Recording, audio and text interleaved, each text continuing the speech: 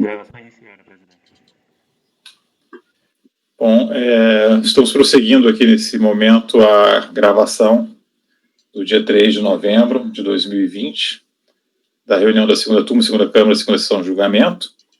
Estávamos agora, terminamos, amanhã ainda, amanhã desse dia 3.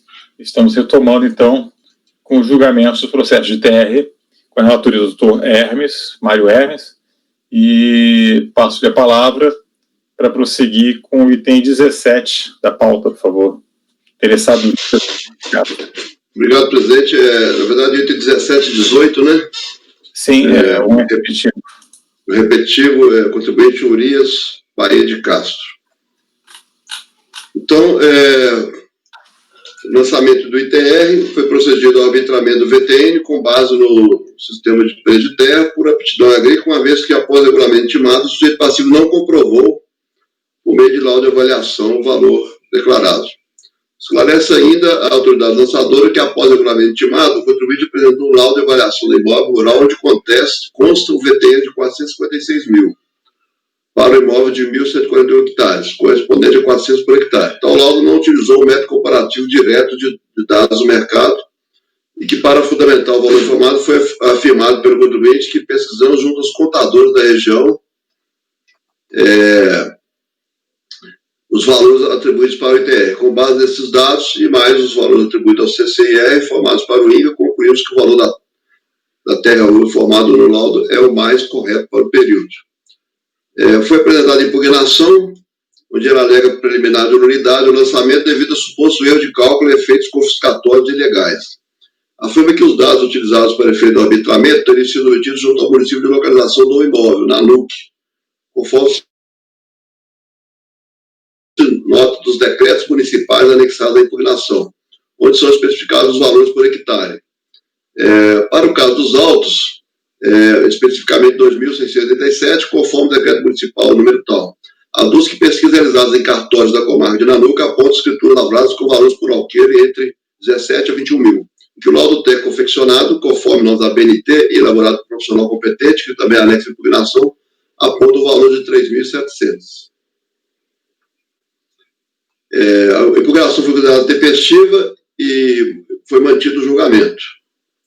Foi considerado improcedente, totalmente improcedente. Foi deposto recurso voluntário, onde o autor inova em sua defesa requer a extinção do procedimento sem julgamento de mérito com base no artigo 267 do CPC, sob o seguinte argumento: ausência de laudo de avaliação da recorrida. Ele alega que, pelo fato de ter feito dele apresentar um laudo, a Receita tinha que apresentar outro laudo para contestar o laudo dele. Então, tem uma nulidade aí nesse lançamento. Então, a recorrida desincumbeu-se de juntar aos autos seu laudo, baseando-se para construir o seu crédito tributário apenas em informações eletrônicas do Banco de Dados da Receita Federal. Desconsidera os laudos de VTN da recorrente, mas não apresenta o seu, e assim não cumpriu com a sua obrigação pessoal escrito no artigo 333 do CPC. Pelo exposto, requer a extinção do processo sem julgamento de mérito. Na sequência, reitera a preliminar de nulidade devido a suposto erro de cálculo e efeitos confiscatórios ilegais. Quanto ao mérito, volta aos mesmos argumentos apresentados na impugnação.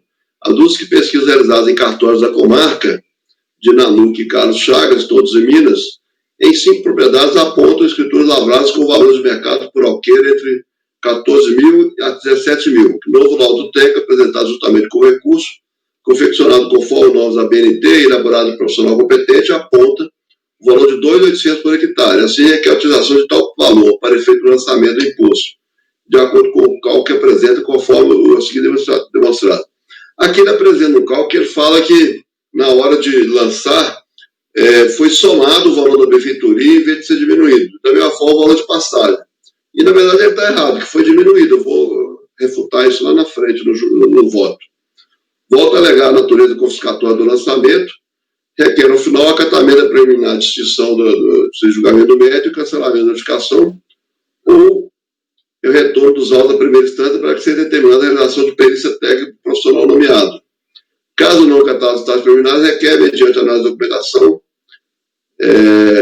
ao recurso desconsideração do VTN, a consideração do valor da base para cálculo de 2.800 e emissão de documento para a diferença que calculou lá para recolhimento de R$670. Passo para o voto. Novos documentos apresentados somente na fase execução. Verifique que parte dos argumentos assim reproduzidos somente foram trazidos aos autos no recurso ao objeto de análise, especial quanto ao requerimento de extinção do procedimento sem julgamento de mérito com base no artigo 267, inciso 4 do CPC. Novos argumentos também apresentados somente nessa fase não devem ser apreciados, uma vez que não foram objeto de análise e julgamento pelo adjudicador de piso, sendo preclusa sua apresentação em fase posterior. Também foram acrescentados na fase execução novos documentos, com especial destaque para o novo laudo pericial. No que se refere a tais documentos, entendo aplicável o disposto na linha C do parágrafo 4 do artigo 16 do PAF, por se destinar a contrapor fatos e razões trazidas posteriormente à apresentação da impugnação. Justifico baseado no fato de que foram apontados falhas e conscientes no laudo parcial apresentado juntamente com a impugnação.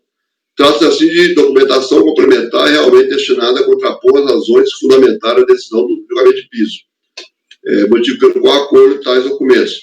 Alegações de nulidade. Totalmente desarrazoada a alegação de erro de cálculo do demonstrativo de apuração do imposto. Conforme se verifica no documento de apuração do imposto, especificamente folhas 19 a 23, o valor total do imóvel arbitrado, com base no sistema de terra, foi de 6.400.000. Logo em seguida, no mesmo demonstrativo, tem as linhas 20 e 21, que correspondem às benfeitorias e culturas, que somadas totalizam 700.000. Chegando finalmente na linha 22, que corresponde à base de cálculo do imposto, que é o resultado do valor total do imóvel, justamente diminuído do valor relativo às benfeitorias e culturas, ou seja, linha 19 menos linha 20, menos 21, que chega a 5.700. Portanto, diferentemente do entendimento autuado, o VTN apurado de 5.700 é exatamente o valor total do imóvel diminuído das benfeitorias e culturas, e não somados, como erroneamente afirma o recorrente. Questões de natureza confiscatória e legalidade, eu estou citando a súmula CAF número 2. Passo para a análise do VTN. Foi apresentado pelo contribuinte, juntamente com a pré-execução, novo laudo de avaliação do imóvel, elaborado por engenheiro florestal e com anotação da responsabilidade técnica. Entretanto, esse novo laudo também não se apresenta com apto a testar o VTN declarado pelo recorrente, posto que não se atenta a todos os requisitos obrigatórios, especialmente no que se refere à apuração de dados de mercado, referente a pelo menos 5 imóveis rurais, com seu posterior tratamento estatístico linear, de forma a apurar o valor da terra nua a preço de 1º de janeiro do exercício de discussão, com intervalo de confiança mínimo em mais de 80%. Mais uma vez, o autor do laudo não trata especificamente da avaliação do valor fundiário do imóvel, mas sim do seu valor venal, apurado com base em pesquisa realizada junto a cartórios de imóveis da região e preocupância de discorrer sobre os diversos tipos de métodos de avaliação de bens imóveis e representar a classificação das terras do imóvel, segundo a capacidade de uso das mesmas. Verifica na folha 24 que as amostras pesquisadas se referem a imóveis com áreas muito inferiores à da propriedade, objeto do presente lançamento. Também de fácil constatação que todos os valores relativos às amostras foram simplesmente extraídos dos valores declarados no registro de imóveis, ou seja, não foi evidenciado qualquer outra forma de apuração de efetivos dados de mercado. Por outro lado, todos os imóveis utilizados como referência no novo laudo são propriedades localizadas em municípios distintos ao de localização do imóvel objeto do lançamento. Conforme de restou demonstrado, o laudo de avaliação apresentado descumpre as prescrições da norma de avaliação, que compromete a qualidade e a força comprobatória que se objetiva. A própria norma da BNT é a forma que, no caso de suficientes informações que permitam a utilização adequada do método comparativo direto de dados de mercado, o trabalho realizado não será classificado como contra a fundamentação e a precisão, mas pode ser considerado um parecer técnico. Justifica assim o procedimento de arbitramento adotado pela autoridade lançadora. Dessa forma, a resignação contra o valor arbitrado se apresenta prejudicada. Solicitação de perícia e diligência eu estou indeferindo, ou considerado desnecessário pelos motivos expostos, e nos termos do artigo 29, que permite à autoridade julgadora, na apresentação da prova, formar livremente sua convicção, podendo deferir o pedido que entender desnecessário. Por todo exposto, voto por conhecer do recurso no mérito, negar-lhe provimento. Aqui seria conhecimento parcial, né, que eu estou negando lá a parte relativa àquelas apresentação de nulidade do CPC. Tá? Então, conhecimento parcial, voto por não conhecer do recurso quanto às alegações de nulidade com base no CPC e no mérito legal de provimento. Ok. Só ver uma coisinha.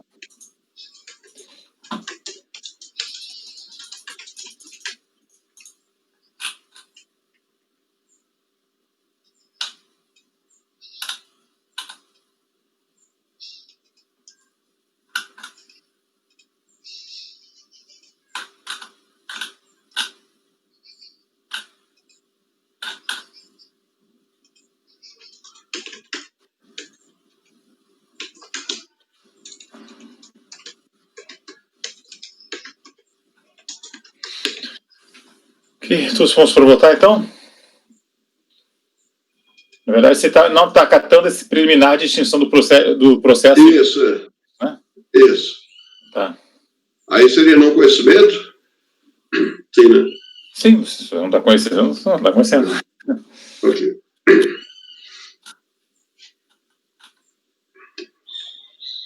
Pessoal, eu só não entendi o porquê que ele está pedindo extinção do julgamento, assim, porque você no teu relato você não chegou a... Não, ele está dizendo lá que não houve o contralaudo. Então, se ele apresentou um laudo, a Receita tinha que apresentar outro laudo para poder refutar o laudo dele. Tá. Tinha que ter um laudo. Aí ele está citando o artigo, acho que é 467, né, do CPC. Tá. Então, a alegação dele é essa, que tem que ter um outro laudo para contrapor o laudo que ele apresentou. Sim, mas a prova dele, a gente não tem essa questão. Não, tudo bem. Isso aí só alegação só no recurso voluntário, né? Tá. Isso. Ok. Passar a votação, então, se ninguém tiver dúvidas. É o artigo 267 que ele alegou, inciso 4. 267 é o CPC antigo, né? É 2015, de novo. 2015? Está no 267? Ele citou 2067. 2007 é que essas... bom, enfim, mas deve ser mesmo que 2007 era das pressupostos processuais antigos. Enfim, vamos lá vamos passar a votação, então. Tem mais delongas. Fica com esse parte, com exceção dessa preliminar de extinção do processo em julgamento de mérito. A parte conhecida é negar provimento. Martim, como vota? Acompanho o relator. Agora quem é mesmo? Martim? Sou eu. Sara? Eu acompanho o relator também. Vila? Eu acompanho. Ricardo? Acompanho o relator. Renan? Acompanho também, presidente. Juliano? Acompanho o relator, presidente. Também acompanho. Então, ficou negar provimento do recurso, conhecido em parte, a parte conhecida negar de provimento. Isso vai ficar para o 17 e para o 18, que é o repetitivo associado. Item 19, então, com a palavra do doutor Mário, mais uma vez. Tá. O item 19, esse aí é o caso, né? Nesse caso, o item 19, foi VTN, né, arbitramento. Se a gente verificar aqui na página 5 do processo, ele não deixa claro se for usada a aptidão agrícola. Apesar de eu apresentar o voto, de acordo com as discussões que nós tivemos aí na primeira parte da manhã, a Receita, né, o auditor, ele só cita aí que foi usado o VTN, mas ele não esclarece se foi por aptidão agrícola e também não consta no processo a tela relativa ao valor que ele utilizou. Então, eu vou pedir a ajuda dos colegas para dar uma verificada e eu queria mudar essa proposição de voto aí para passar para resolução, então, para poder baixar a resolução para que seja anexado a tela, esclarecido se for usada a aptidão agrícola e, se for o caso, anexar a respectiva tela. Se quiser pedir uma vistazinha também, se for poder.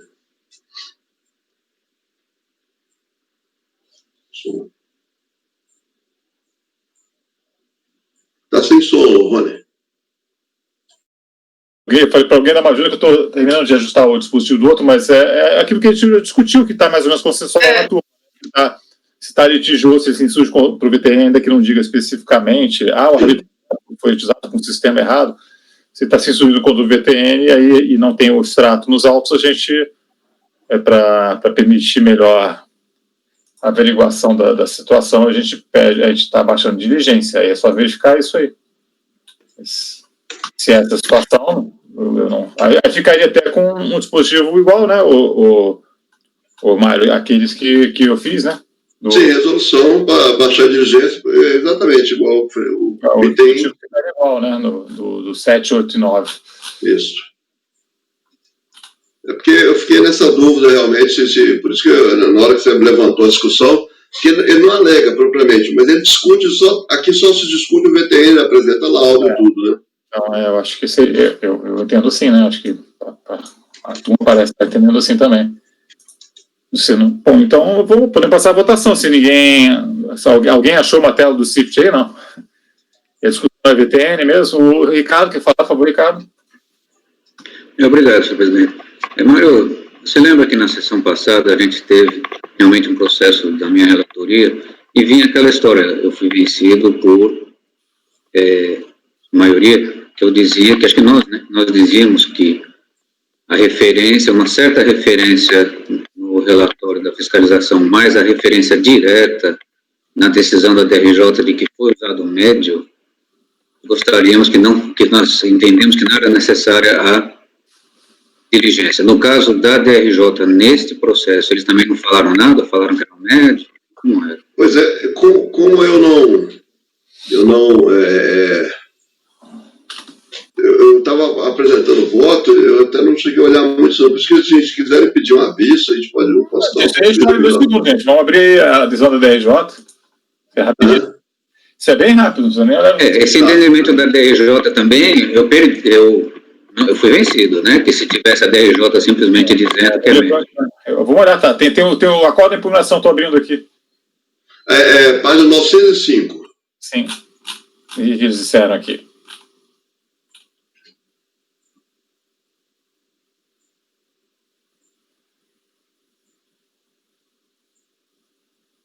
No relatório diz, por esse motivo o VTN foi alterado, tendo como base o valor do CIPT instituído pela portaria tal. Isso. Tá, fala isso no relatório, não disse que se é de TR ou aptidão agrícola. Não fala nada. Lacônico demais, né? Então, realmente, não há o que se questionar. Se lá mais adiante fala, eu acho que não. E no segundo parágrafo do voto também, ele só fala, por base, ele fala sobre o do CIPT.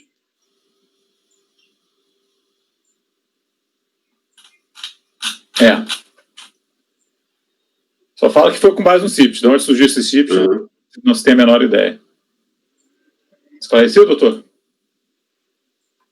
Então, vamos passar a votação, então. Aí você está com a proposta de resolução, né, dos termos que eu vim votando aqui, para baixar para a origem, esclarecer e juntar a tela, os documentos que deram origem a esse arbitramento.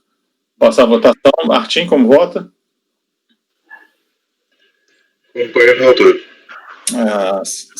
Sara? Acompanho o relator. Acompanho. Sem dúvida, acompanho o relator. Leonan? Acompanho também. Juliano? Acompanho o relator, presidente. Eu também acompanho. Então fica a resolução nesses termos para o item 19 e também para o item 20, que é um paradigma, né, associado ao item 19. E eu agradeço ao doutor Mário pela participação nesse momento e passo a palavra para o doutor Juliano. Juliano, tem 21, ainda sobre a temática do ITR. A todos, esse aqui é um assunto fácil, porque eu vou tratar aqui da atividade do recurso voluntário. Então, eu vou diretamente ao voto da admissibilidade, presidente, se você me permitir, até para adiantar aqui do nosso julgamento, tá bom? Um minutinho só. Da admissibilidade, o recurso não atende todos os pressupostos de admissibilidade, em especial os intrínsecos relativos ao exercício desse direito, não havendo como conhecê-lo.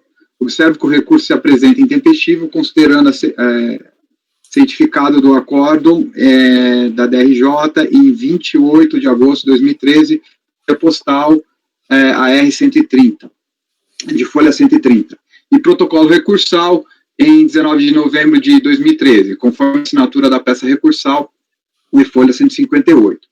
E termo de juntada do recurso voluntário na mesma data, vide e-folha 136, deixando de respeitar o sentido legal na forma exigida no artigo 33 do decreto 70.235/72. Ora, o artigo 33 do decreto citado, assim como o artigo 305 do decreto 3.048/99, são expressos no sentido de que o recurso voluntário deve ser interposto dentro do prazo de 30 dias seguintes à ciência da decisão. Pois bem, no caso em tela, a peça recursal foi interposta quase 2 meses após o prazo legal de 30 dias, não sendo a justificativa apresentada pelo recorrente de que se equivocou na apresentação de sua peça recursal em razão de existirem processos administrativos fiscais, PAFs, semelhantes da mesma matéria, sendo apresentado apenas o recurso em relação ao outro processo, número X, por erro quando da numeração dos PAFs suficiente para se considerar o recurso voluntário tempestivo. Portanto, sequer é possível conhecer o recurso. Sendo assim relatado, analisado e por mais que dos autos constam, não tendo sido demonstrada a interposição dentro do prazo recursal, não conheço o recurso voluntário interposto, mantendo-se integralmente a decisão de primeira instância. Esse é meu voto, presidente. Ok, obrigado, Juliano. De sempre, fazemos uma conferência, algum colega faz a conferência das datas. Só um ponto aqui, ele mesmo fala no próprio recurso que ele foi intempestivo e ele traz essas questões, tá? Só para ficar claro aí para todo mundo. Sim.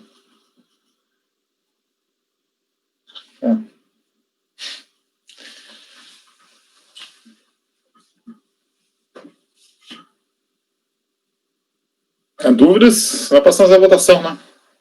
Infelizmente, não há como superar o comando legal, né?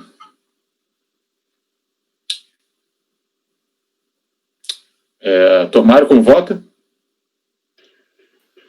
Acompanho o relator, presidente. Martim? Acompanho também. Sara? Acompanho. Ludmila? Acompanho. Ricardo? Acompanho. Acompanho. Também acompanho, então ficou por unanimidade não conhecer do recurso e, sendo repetitivo, se vai ser aplicado esse resultado também para, quer dizer, no paradigma para o repetitivo associado, que é o item 23 da pauta. E aí eu convido, 22, esse é o item 21, vai ser aplicado para o 22 e 23. Né? Então vai ser não conhecer do recurso para os 3 itens.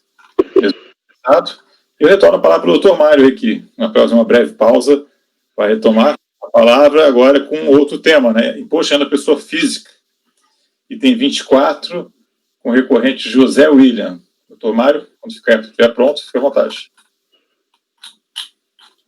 Ok, muito breve, né? Obrigado, presidente. Recorrente, então, José William Ambrosio, o item 24 da pauta, lançamento de imposto de renda da pessoa física, audifração de IRPF, o lançamento decorre da apuração de acréscimo patrimonial descoberto, caracterizado por omissão de rendimentos, devido ao pagamento de tributos e a realização de gastos com cartões de crédito superiores aos rendimentos declarados.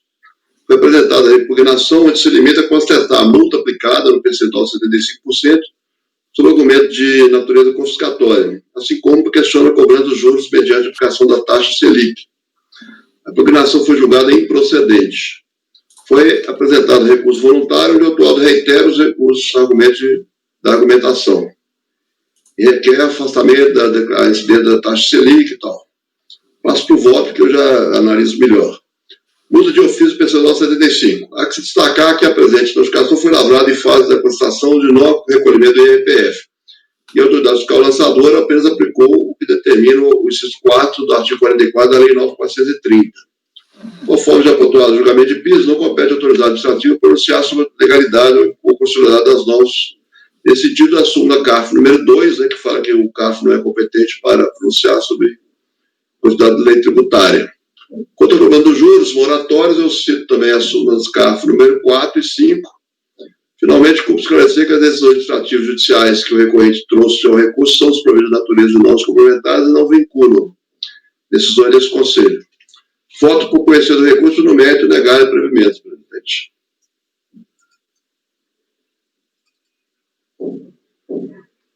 Sem voz, Ronier.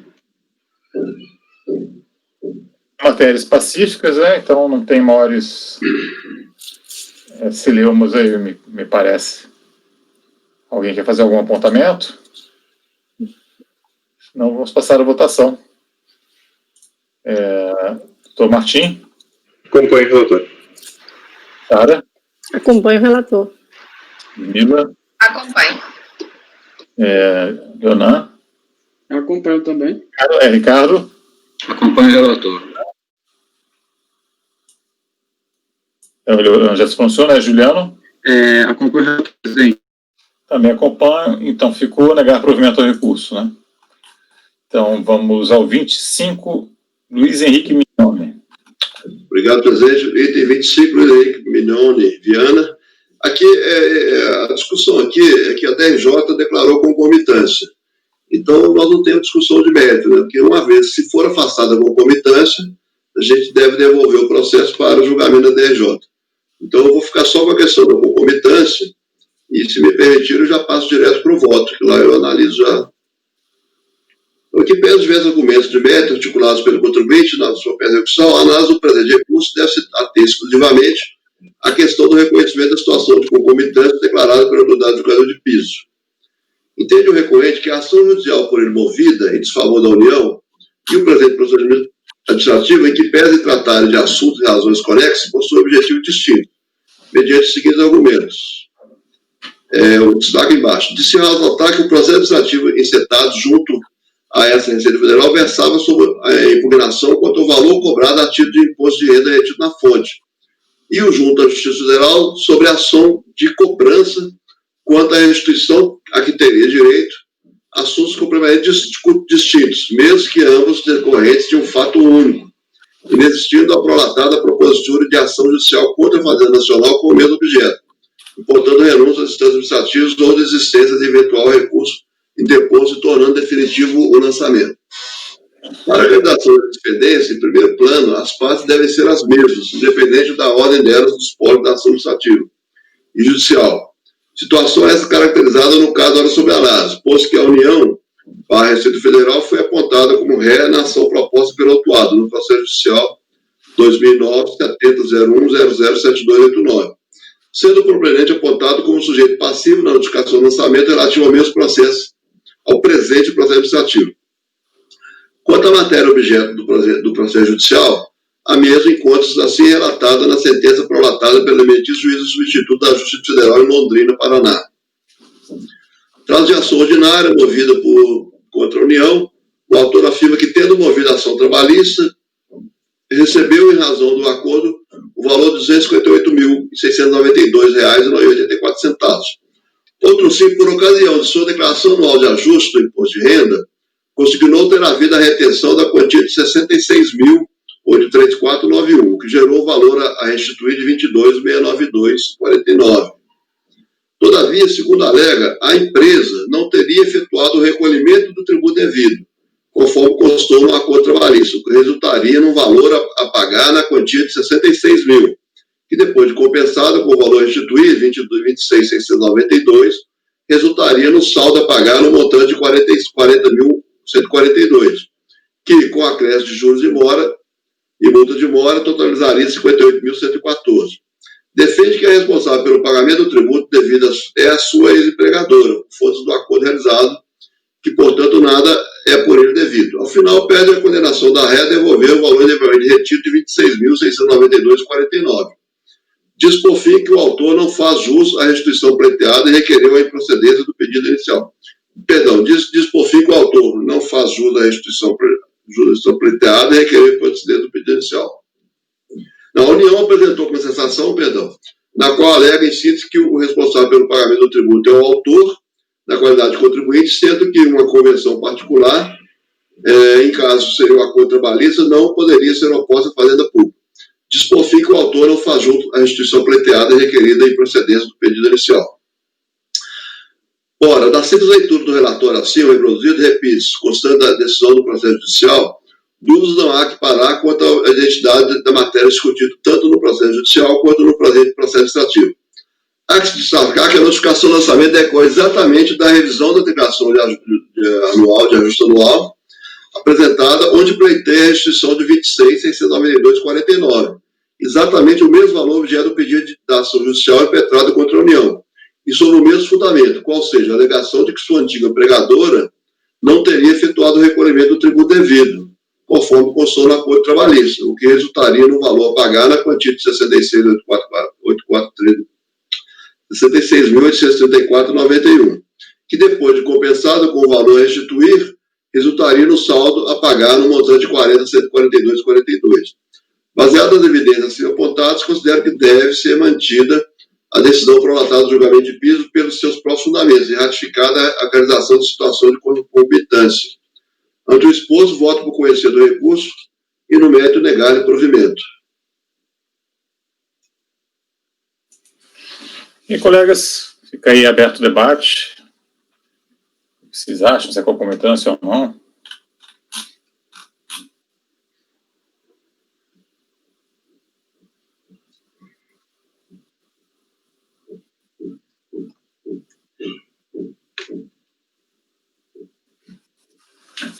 Do ponto para votar. Alguém tem algum comentário? Senão eu passo a vocês aí. Martim, como vota? Acompanho o relator. Sara? Acompanho o relator. Eu acompanho também. Ricardo? Acompanho o relator. Leonan? Eu acompanho também. Juliano? Acompanho o relator. Eu acompanho. Então, fico com unanimidade de votos, negar provimento ao recurso. E tem 25. Tem 26. Ok, presidente, obrigado. Contribuinte Roberto Martins da Cunha, autofração do IRPF, relativa a grossas despesas declaradas como escriturado em livro caixa, devido à não apresentação mediante intimação do livro caixa dos respectivos comprovantes. Foi apresentada em impugnação, em que ele afirma que a fração iniciou-se após o falecimento do autuado e que a viúva e os herdeiros jamais tomaram conhecimento de eventuais irregularidades, bem como tiveram acesso aos documentos comprovantes do falecido. A impugnação foi considerada improcedente e no recurso ele só apresenta a preliminar de decadência, com base no artigo 150, parágrafo 4º. E ele só pede reconhecimento de decadência. Passo que eu voto. Apesar da matéria não ter sido citada na impugnação, o que implicaria em sua preclusão, a decadência do crédito tributário trata-se de matéria de ordem pública, devendo ser levantada de ofício, motivo pelo qual conheço do recurso. Com função dos autos do presente procedimento, não consta qualquer informação quanto a eventuais recolhimentos de IRPF culpado ou autuado. Também a cópia da declaração de ajuste anual do 2002, ano calendário 2001, não dá conta da ocorrência de qualquer imposto sobre a renda retido na fonte, ou recolhimento de carnê-leão no período declarado. Dessa forma, temos que o fato gerador de IRPF, relativo ao ano calendário 2001, exercício 2002, ocorre em 31 de 12 de 2001, possibilitando o lançamento a partir de 1 de 1 de 2002. Assim, não constando comprovação de qualquer recolhimento do IRPF nos presentes autos, a contagem do prazo a ser considerada é aquela prevista no artigo 173.1 do CTN, iniciando-se em 1º de janeiro de 2003 e encerrando-se em 31 de 12 de 2007. Nesses termos, a autoridade fiscal lançadora teria prazo até 31 de 12 de 2007 para efetuar o lançamento de eventual crédito tributário suplementar.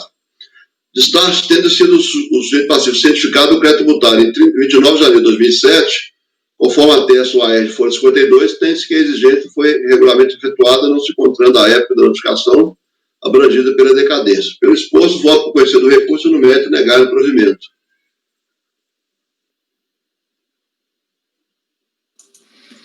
Ok, parece simples, né, no caso. Se alguém tem alguma colocação. Para a votação, Martim. Acompanho o relator. Sara. Acompanho o relator. Eu também. Ricardo. Acompanho o relator. Acompanho. Juliano. Acompanho o relator, presidente. Também acompanha, então ficou negar provimento ao recurso por unanimidade de votos. Então agora temos os processos do mesmo contribuinte, José Ferreira Pimon, item 27 e 28 da pauta. Mário, por favor, com a palavra. Obrigado, presidente. Esses dois processos eles têm uma preliminar de intempestividade que eu estou colocando. Foi um assunto similar, discutido até naquele treinamento da semana passada, né? Ele apresenta nos autos no período de prazo para impugnação, pedindo prorrogação do prazo para apresentar até a data, a contar 30 dias do deferimento do pedido de prorrogação, alegando que ele estava hospitalizado. Ele não é um paciente terminal, como foi discutido, não, mas ele alegou hospitalização e por isso ele não tinha condições de elaborar a impugnação na época. Então, deixa eu fazer uma leitura rápida aqui. Faça a apuração do lançamento de RPF, apuração de dedução indevida de doação a título de incentivo de pensão alimentícia, combinação de imposto complementar não comprovado e omissão de rendimentos, impugnação parcial da exigência. Não, isso aí foi no recurso, não foi na impugnação, peço perdão. Então, acho que a gente poderia analisar direto essa preliminar de intempestividade, para depois, se for o caso, a gente passar para julgamento do mérito, propriamente.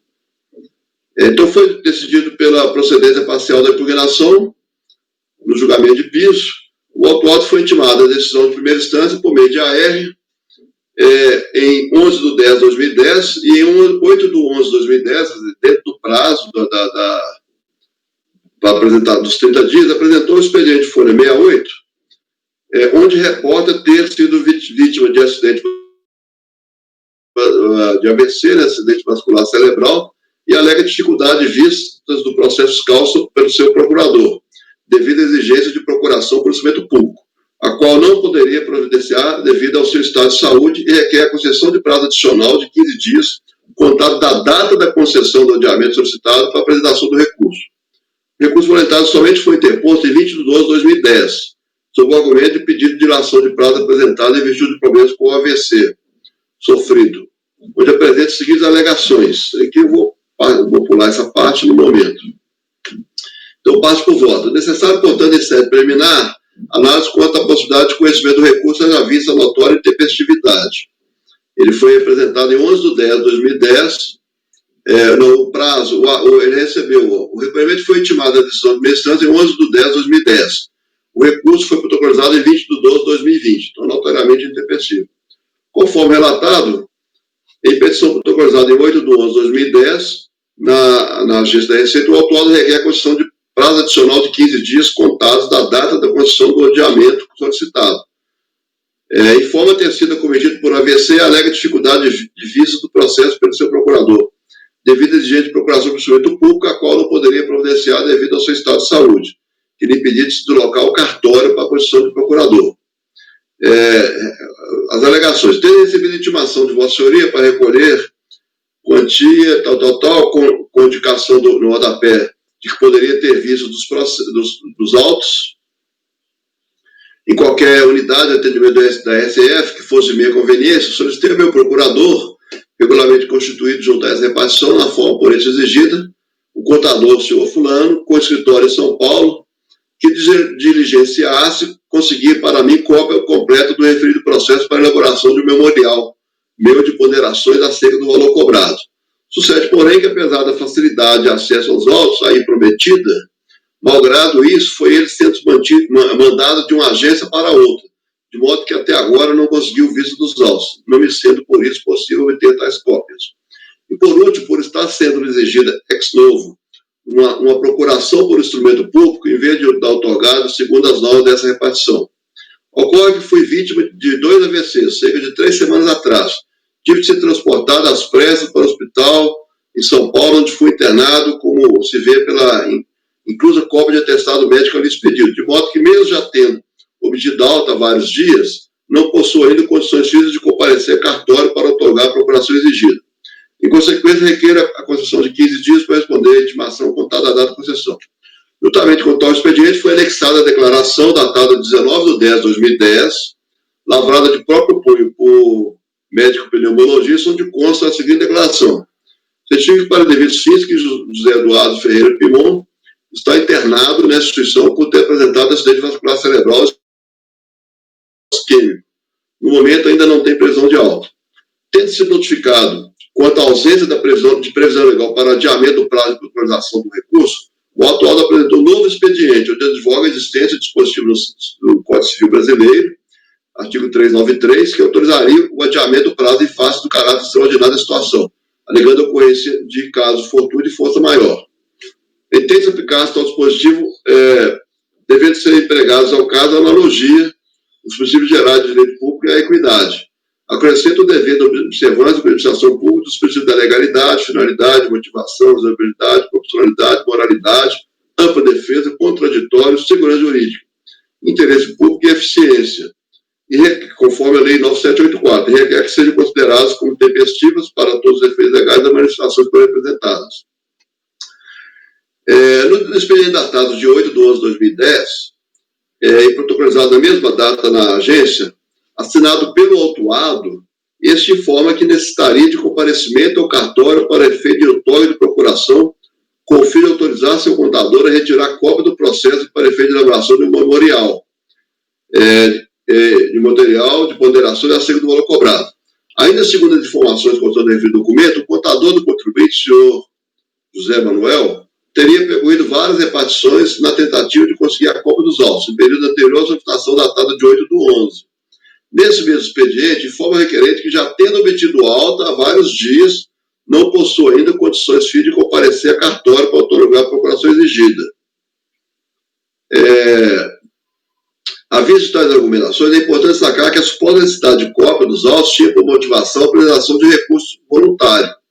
Decisão essa recebida no endereço declarado pelo domicílio fiscal do contribuinte em 11/10. Tratando-se de recurso voluntário, temos que já havia sido apresentada em movimento anterior, especificamente na data de 14/11/2008, a impugnação por parte do autuado. Ato esse decorrente da notificação do lançamento também recebida em seu domicílio tributário, em 13/12/2007, onde constam devidamente substanciadas as infrações apuradas, valor do crédito tributário e capitulação legal. Tais fatos evidenciam que o autuado dispõe de todos os elementos necessários à apresentação do recurso, os quais foram enviados e efetivamente recebidos em seu domicílio tributário. Segundo as alegações do autuado, no expediente por ele assinado em 8/11, esse já havia obtido alta hospitalar há vários dias, sendo que o prazo para a apresentação do recurso expiraria 11/11. Outro ponto merecedor de destaque é o fato de que consta nos autos o documento de procuração de negócio extra, onde o autuado outorga o poder ao senhor José Manuel, advogado, o mesmo qualificado também como contador no expediente Folha 68, para representar perante a Receita Federal. Procuração essa datada de 29/9/2009, ou seja, período bem anterior ao da decisão do julgamento de piso e que foi utilizada pelo referido advogado, contador, tendo a repartição em 26/11/2010, e para requisição de cópia do processo, conforme solicitação de cópia do documento datado de 20/11, folha 78, o que deixa evidente a sua plena vigência.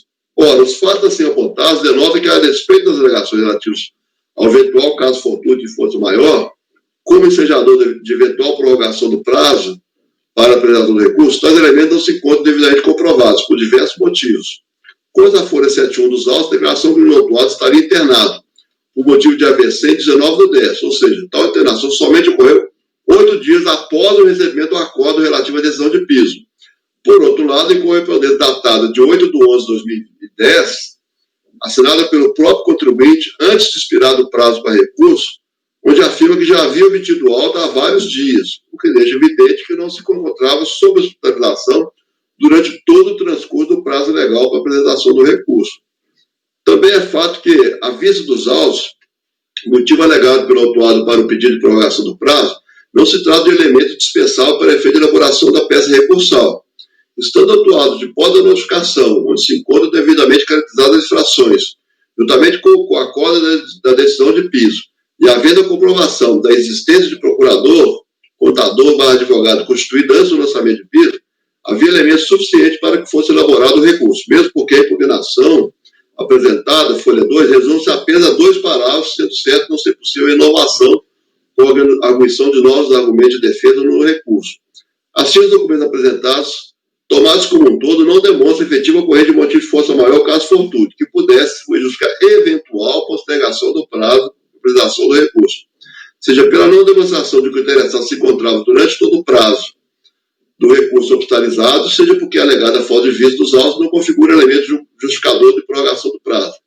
Além do fato de que o autuado possuía procurador, devidamente habilitado para a propositura do recurso, o qual, segundo suas informações, é o responsável pela elaboração de suas declarações, tendo assim pleno conhecimento dos fatos e total condições para a apresentação tempestiva do recurso, que poderia, inclusive, ser emitido via correio, sem necessidade de comparecimento de qualquer unidade fazendária. Nesses termos, uma vez que sequer o corrente emitido de força maior, ou caso fortuito, que eventualmente puder justificar a postergação do prazo, ficou efetivamente demonstrado, voto por não conhecer o recurso, posto que é intempestivo. Eu voto, presidente. Ok. Deixar aí aberto os colegas, né? É interessante assinalar que não tem previsão de aplicação subsidiária do Código Civil ao processo administrativo fiscal, tá?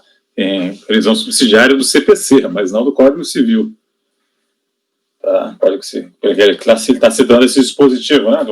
Que eu dei uma olhada aqui, diz respeito a prazo de remissão de dívidas de devedor, então, tanto do ponto de vista do assunto tratado, né, quanto do capítulo do inadimplemento das obrigações, né, do capítulo das obrigações, ele diz que tem essa questão aí do prazo para o devedor, então, dentro do Código Civil, então não tem muita pertinência e ele não faz uma alegação pela aplicação do CPC, né, ele faz por esse dispositivo do Código Civil aí que não tem como atrair. Pode se embasar esse deferimento por outros motivos, mas não por esse. Ok, eu acato aí a sugestão, vou incluir sim. Interessante assim, né? Eu coloco sempre que é eventual, né, mas eu vou incluir, eu acho interessante. Como cita isso? Mas aí fica o debate para os colegas, se ninguém tiver nada a acrescentar, a gente passa a votação. Então, Martin, como vota? Acompanho o relator. Sara? Acompanho o relator também. Ludmila? Também. Ricardo? Acompanho o relator. Jonan? Acompanho também. Juliano? Acompanho o relator, presidente. Eu também acompanho, então ficou por unanimidade de votos não conhecer do recurso.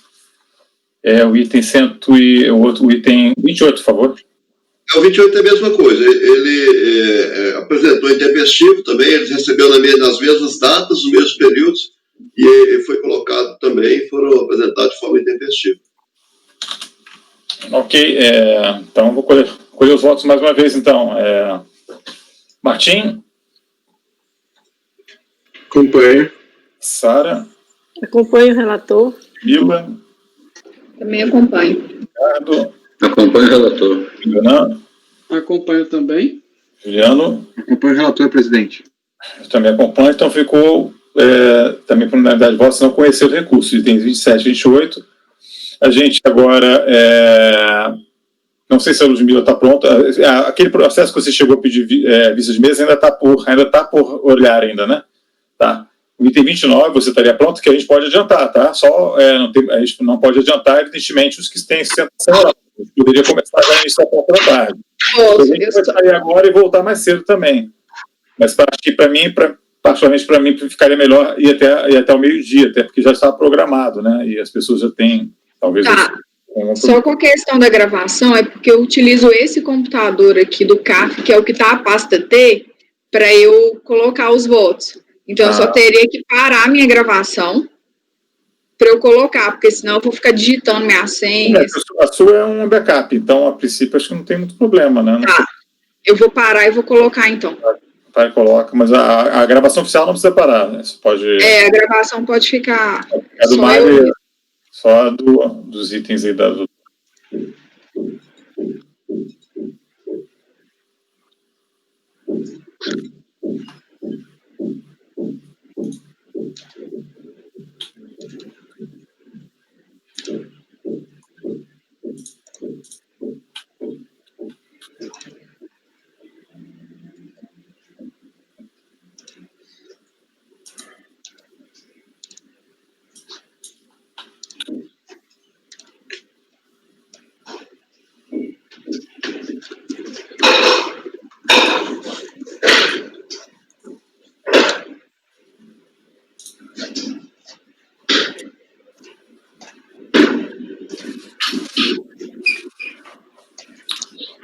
Você está no ponto, tá, Ludmila? Você avisa a gente.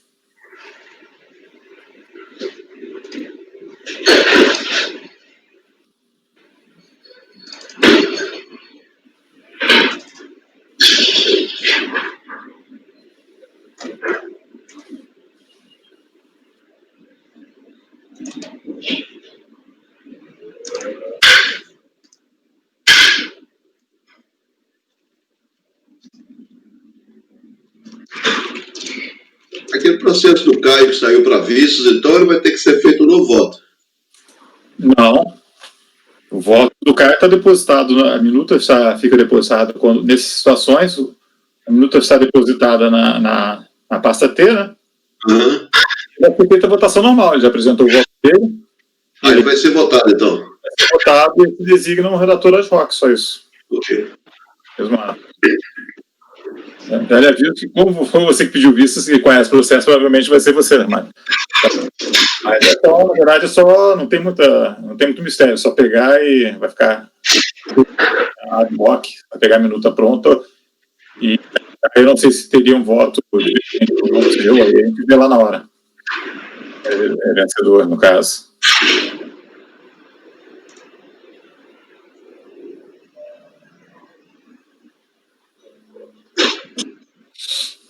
Foi um colega que saiu, né, e ele acabou entregando o notebook, não pôde formalizar. Aí foram uns 20 processos que foram todos os colegas da turma tiveram de colaborar, porque foi muito redação ad hoc que teve. Mas foi uma situação bem atípica. Então, inclusive, eu tenho um voto vencedor. Já vou colocar direto como ad hoc. Aí, sendo o caso de prevalecer o seu voto, você vai ser designado como redator para o voto vencedor e é designado também como redator para o acórdão da outra parte. Vai ser você também. Mas a gente lê depois, no caso, não esquenta a cabeça, tem rotina padrão. Ok. Tá? Então, Ludmila, a gente ainda não chegou a pausar a votação e está pronta para a gente passar ao próximo item, né, que é o item número 29 da pauta, interessado Canuto Silvério. Palavra para o Ludmila, colocando a pessoa física o tema, por favor. Isso. Obrigada, presidente. Eu coloquei aí na pasta agora, gente, tá fora, não tá tão organizadinho, porque foi feita às pressas, mas está identificado aí 29 Canuto. Não é complexo, não, esse processo, é omissão de rendimentos, né, por depósito de origem não comprovada aí, também omissão de rendimentos, que já foi parcialmente acolhido pela DRJ. Eu vou só pedir para ler, porque como são duas autuações, e também não tinha feito resumo dele, porque ele era da tarde. Então, é um recurso voluntário do Canuto Silvério contra um acórdão da DRJ do Rio, que acolheu parcialmente a impugnação apresentada para alterar o crédito tributário de 591 mil e poucos para 186, por motivo de decretação de nulidade da parcela da autuação. Lembrei o que é. A segunda parte da omissão de rendimentos, eles declararam a nulidade porque não estava motivado. Enfim. Então, ficou aqui para a gente só a questão dos depósitos bancários.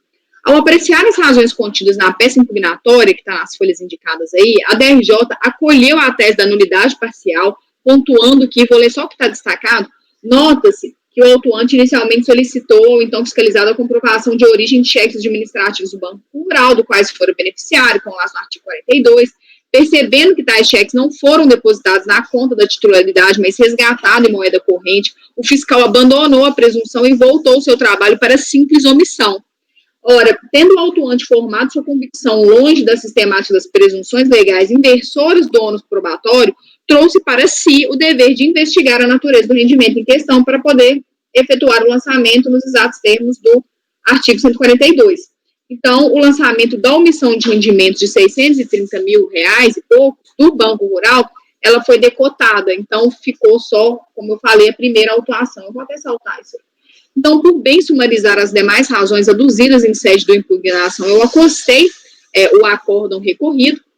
intimado do acórdão, foi apresentado em 3/5/2013 um recurso voluntário que está às folhas 474 a 482, declinando sua parcela das teses, né, por quanto acolhida a tese da nulidade por capitulação equivocada da segunda infração de omissão de rendimentos que lhe for imputada. Então, quanto à omissão por depósito de origem não comprovada, afirmou não poder ser, abre aspas, responsabilizado pelos valores que não lhe pertenciam, apenas tinha um caráter transitório em sua conta corrente. Fecha aspas. Disse ter havido a inversão do ônus probatório ao arrepio da legislação de regência, o que implica na necessidade da declaração de nulidade do lançamento.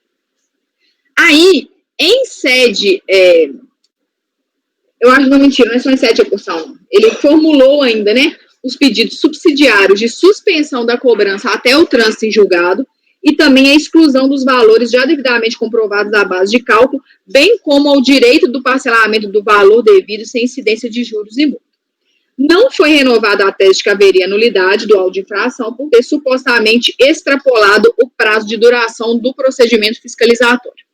Para fazer vezes da procuração, quando do protocolo do recurso voluntário foi acostada uma solicitação de procuração para a Secretaria da Receita Federal, folhas 485, e 3 dias mais tarde, juntado o instrumento particular com firma reconhecida, é esse o relatório.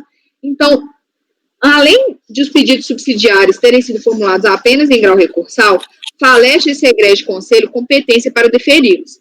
Certo que a suspensão da exigibilidade do crédito ocorre automaticamente por expressa previsão legal, exibido no inciso 3 do artigo 5.1, além de já ter a instância é porque ele pede que seja decotado os valores da autuação que já foram considerados nulos. Isso já foi feito, ele não tem nem interesse em recursar. Então, ele alega já ter a instância decotado o lançamento dos valores maculados de nulidade. Então, quanto ao pedido do parcelamento, caso seja sucumbente, há de ser requisitado junto à Receita Federal e não neste órgão julgador. Por esse motivo, eu só conheço parcialmente do recurso presentes pressupostos de admissibilidade. Registro que, ao fato de a procuração ter sido juntada após a interposição do recurso, mas antes da sua apreciação, afastou qualquer possibilidade de que fosse suscitado no conhecimento, já que sanado o vício tempestivamente. Por estar regularizada a representação do recorrente, há de ser analisado o recurso. Então, o recorrente aduz, ele chama algo de nulidade, mas vocês vão ver que é razão de mérito. Ele fala o seguinte, que cabe mencionar que a autoridade administrativa lançou o crédito, invertendo, por sua vez, o ônus probatório em hipótese não prevista em lei, resultando, por fim, prejuízo ao recorrente na amplitude da defesa, assim como a decretação da nulidade. Da mera leitura das lacônicas alegações acerca da nulidade do lançamento, resta claro se tratar de questão de mérito. Então, por essa razão, eu passo a analisá-las conjuntamente.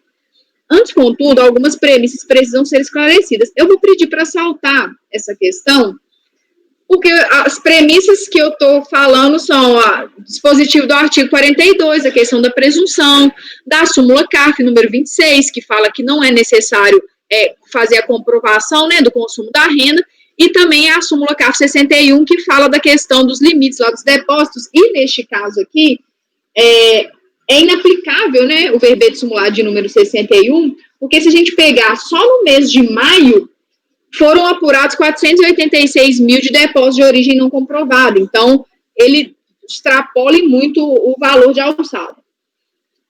Então, a apuração da omissão de rendimentos não se deu de forma arbitrária, muito antes, pelo contrário. A autoridade fiscalizadora demonstrou exatamente o cálculo procedido, folhas tais, e o motivo pelo qual fez a apuração, qual seja, a inércia do contribuinte em apresentar todos os documentos solicitados com base nos extratos bancários fornecidos por instituições financeiras e a sua inércia em comprovar a movimentação bancária e os depósitos identificados, conforme as explicações detalhadas que estão no termo de verificação fiscal.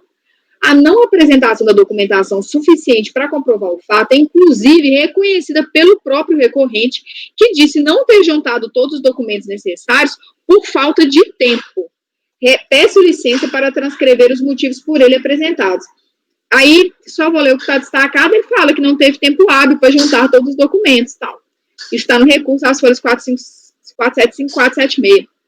Me parece pouco crível que foi a inexistência de tempo hábil o motivo para a não apresentação da documentação solicitada, eis que não o fez quando intimada ainda durante o procedimento fiscal, quando do manejo da impugnação e ainda quando da interposição do recurso voluntário, isto é, entre 1º de setembro de 2009, da data da intimação do termo de ação fiscal, e 3 de maio de 2013, data da apresentação do recurso voluntário, teria lhe faltado tempo para reunir as provas para lidir a pretensão fiscal. Com a devida vênia, não me convenço de ser esse motivo para a carência da apresentação de provas.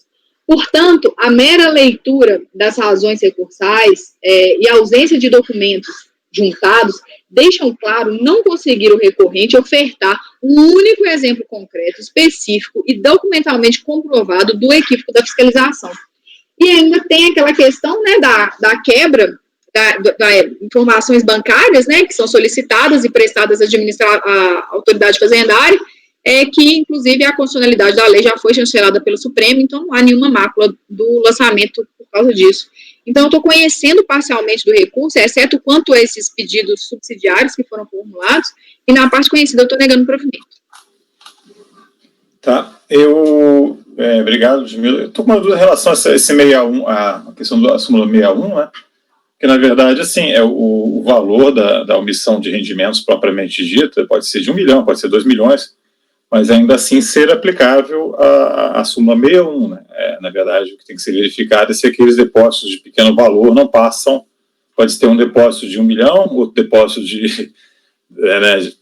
que aí fica, aí entra, mas tem que ver se aquele somatório daqui de pequeno valor não ultrapassa isso. Não sei se você chegou a ver, pelo menos da maneira como você fundamentou, não está claro, você só está alegando que 486.148, mas isso é aplicável ou não à súmula, isso me parece um fundamento adequado, tá? Peraí, vamos lá. O que a súmula fala, né? Que vai ser desconsiderado os depósitos inferiores a 12 mil e desde que naquele ano calendário não ultrapasse 80, certo? Aqueles depósitos, né? Isso. Então, se eu tenho um depósito... Os pequenininhos não pode ultrapassar 80. Pode ter outros de grande valor, mas os somatórios pequenininhos não ultrapassam 80. Eu sempre entendi que seria o somatório, não dos pequenininhos, mas o somatório no ano calendário. Que ele fala, se no ano calendário não... pegar a literalidade. O atendimento do cara é de como o Rony falou mesmo. Não sei se não é interessante fazer uma vista de mesa para verificar isso. Porque eu acho que a redação ali vai falar, desde que aqueles depósitos, ou seja, os pequenininhos, não ultrapassem 80. Então, é muito comum ter depósito, digamos, 3 depósitos de 1 milhão, mas se tiver vários pequenininhos, a soma dá 79 mil, todos esses pequenininhos vão cair. Então, acho que vamos pedir uma vista de mesa, Rui, nesse caso, para verificar. Que realmente é isso. Esses 80 mil não se refere ao total, se refere só aos pequenininhos, que ocorreram naquele ano, evidentemente, tá? Nossa, Nossa, então eu devo ter pontuado errado aí. Porque eu sempre...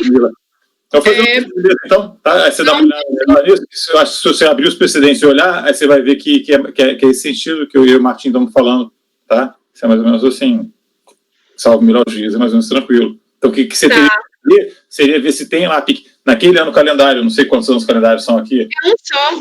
É um só. Se naquele ano calendário os pequenininhos ficam dentro do limite do 80 mil ou não, entendeu? Tem que olhar isso. Tá?